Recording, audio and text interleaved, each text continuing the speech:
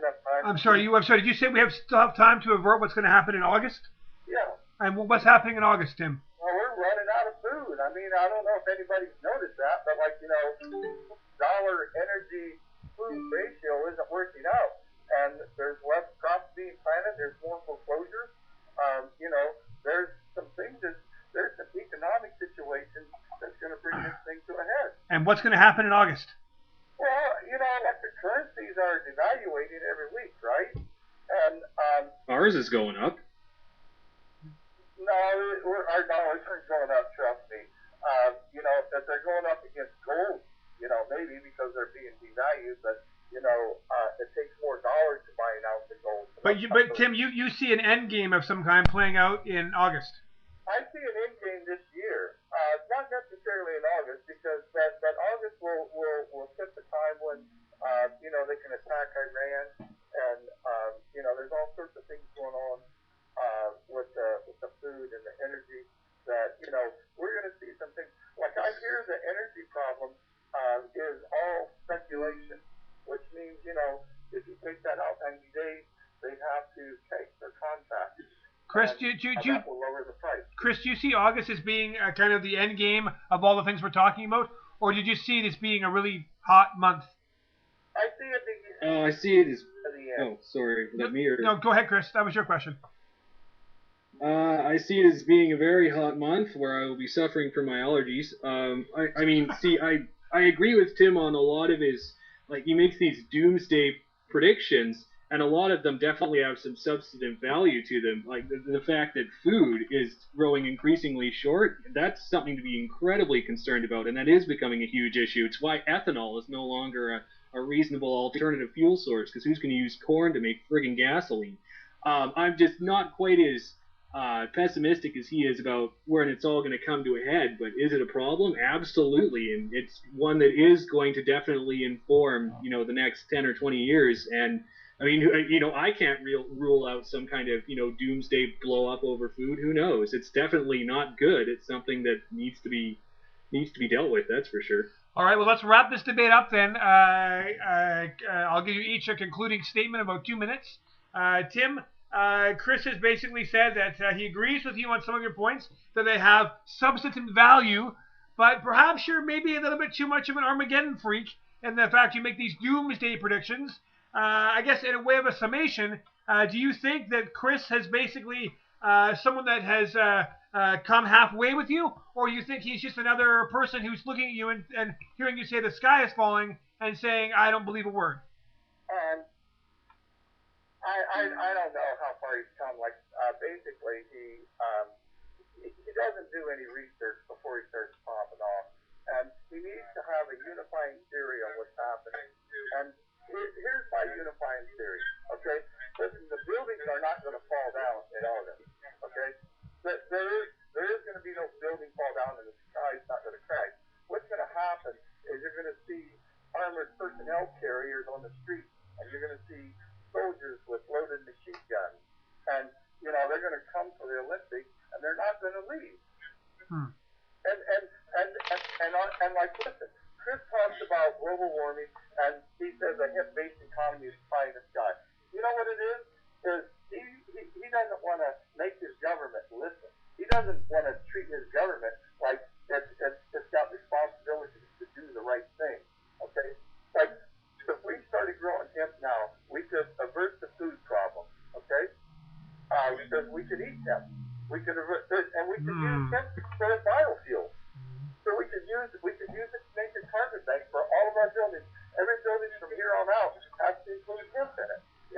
Like, there's all sorts of things we can do that are creative, that will solve these problems for free.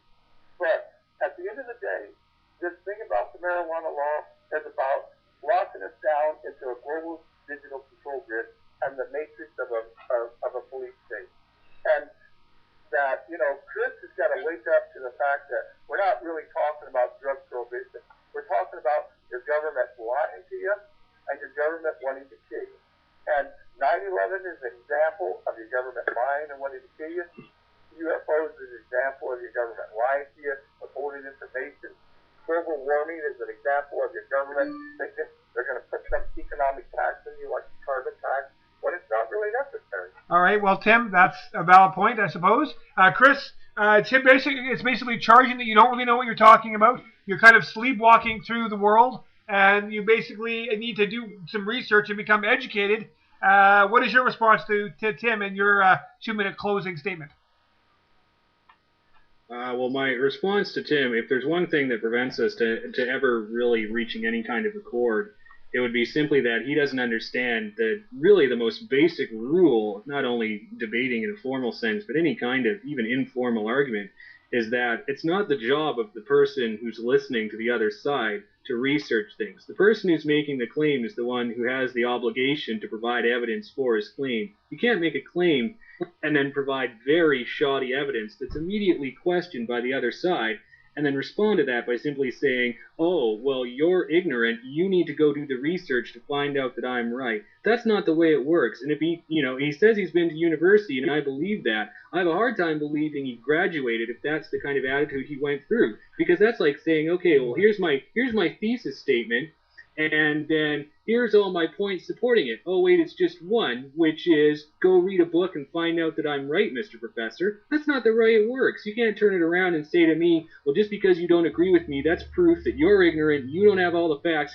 you need to go get them. Nuh-uh. You're the one making the claim. You have to provide the facts. That's the way it is in the real world. And if he doesn't understand that, I mean, it's not surprising to me in the slightest that he's having difficulty getting his message out, that people won't listen to him. People want to be convinced, and they want to be convinced by facts. And if you can't provide the facts, then they're just going to assume that you don't have them. So you're either unwilling or unable. Either way, you can't turn it around and make it the job of the listener to go and verify the claims that you are making. That is your job. You make the claims, you back it up. Carl Sagan said it best. Extraordinary claims require extraordinary evidence. You believe that UFOs landed? You believe in the Illuminati? Great. Fine. Convince me. Convince me that Stephen Harper is evil and involved in all this sort of thing. I'd love to believe that. But you have to convince me because you're making the claim. And anytime you try and turn it around, that's just, I can't even think of a better word than weak. That's just weak. And if you've gone to university, you should bloody well know better. And I look forward to the day when we can have a conversation where we can sit down and you can say, this is what I believe in, and this is why, as opposed to these tenuous connections that have no basis on any kind of evidentiary reality. And then when I question that, you turn around and say, oh, well, you're ignorant and you're not educated and you're just flapping off your mouth. Nuh-uh. You're the one who's flapping off his mouth. I'm just the one who's asking you to back it up. Wow. I don't know if we could have had a more contentious debate tonight on the Fred Factor. I want to say a special thank you to Tim Felger and Chris Alexander for taking the time tonight to debate these issues. A lot of people may not be fans of debates and the topics we're discussing, but I have to tell you, this has been a very educational debate. And actually, on both sides, it was debated relatively rationally. No one got angry. There was no name calling. It's possible, even if you disagree with someone, as we've proven tonight, two diametrically opposed views are able to talk for the better part of an hour on a wide range of topics in a respectful and intelligent manner. So, Tim, thank you very much for joining us tonight. I do appreciate it. And Chris, thank you for taking the time to join us as well. Thank you very much. Thank you, Tim. Okay. Chris, read a book. See you later.